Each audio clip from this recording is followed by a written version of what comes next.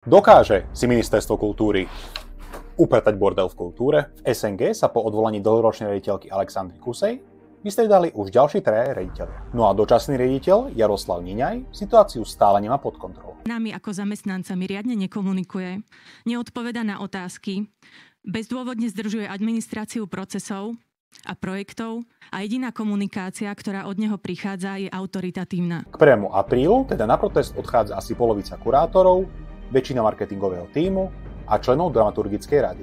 Čo sa týka SND, tam je dočasnou riaditeľkou Zuzana Ťapáková, ktorej je najviac vyčítané zaplatenie vystúpenia ruskej opernej speváčky Anny Netrebko, o ktorej je dlhodobo známe, že podporuje ruského prezidenta Vladimíra Putina.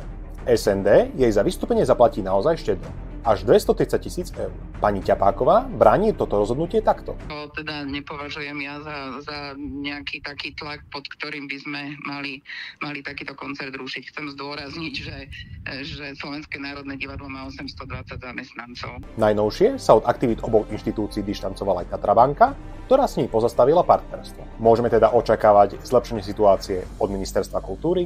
Asi nie. Nedávno totiž občianska iniciatíva Otvorená kultúra informovala, že proces, aký Ministerstvo kultúry chce vybrať nového riaditeľa či riaditeľku SNG a SND, je nedôsledný.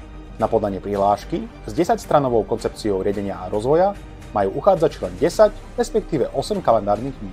Ministerstvo utajuje aj samotné zloženie výberovej komisie a odmieta verejné vypočutie kandidátov. Ak ste toto video dopozerali až tu, dovoľte mi vás upozorniť, že už tento týždeň sa koná ďalšie kolo protestov po celom Slovensku i v zahraničí.